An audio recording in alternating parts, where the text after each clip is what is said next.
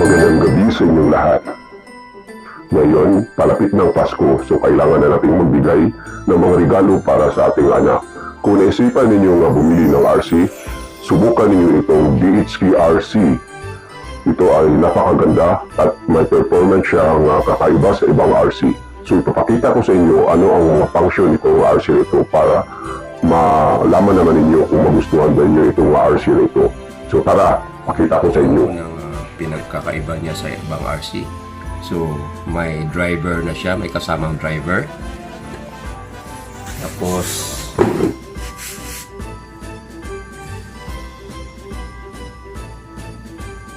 yung shock absorber niya is metal and very smooth to bounce.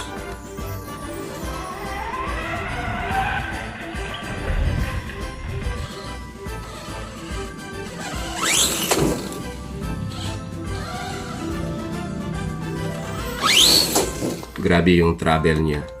Yan. So tumutunog pa yung fluid niya, yung oil. At saka mataas yung ground clearance niya sa body going to the ground. Then tanggalin natin yung shell niya para makita naman ninyo yung sa loob ng RC na ito. So dito tayo sa front. So kaya ito maganda ito sa cornering, itong tinuturo ko ng stick. This is the stabilizer. Diretso dyan sa swing arm.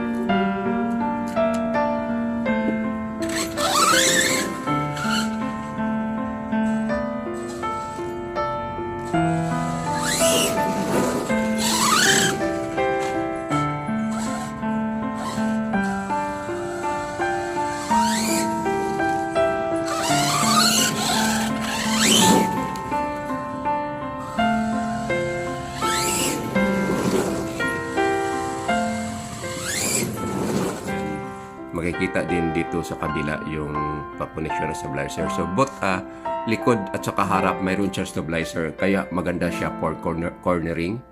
And this one here naman, itong tinuturo ko sa stick, this is metal. Then yung bearing niya, dalawa yung bearing. Then yung bali propeller shaft niya is a metal. Then we have also the metal shock absorber. Then yung body support niya is made of metal. Then sa ilalim naman niya is all made of metal. Then ang swing arm niya is sobrang durable. It is made of plastic pero grabe flexible at saka makapal. Tapos mag-bounce siya is grabe yung suspension niya.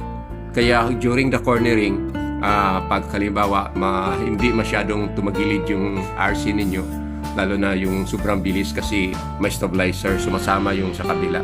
Hindi siya basta katulad yung ibang RC na madaling matumba. So dito naman sa taas, kung na-mention ko na kanina, this is 7.4 volts times 2, so it's a total of 14.8 volts. Then it is a brushless motor.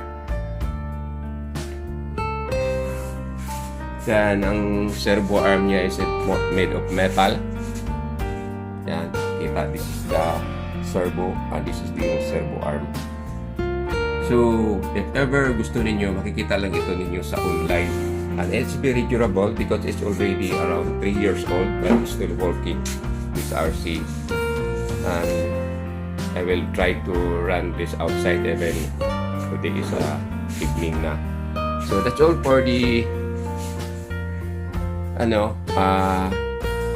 RC that I'm sharing to you. It is DHK RC. You see the name there? Yeah, DHK.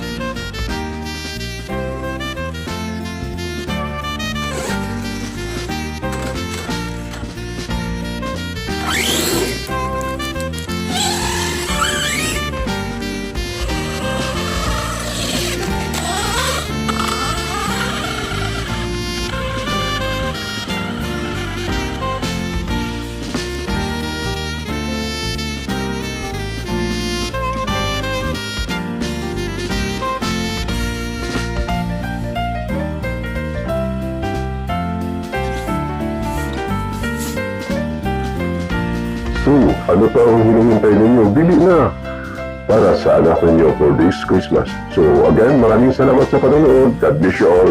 Have a nice evening ahead to you. Bye-bye.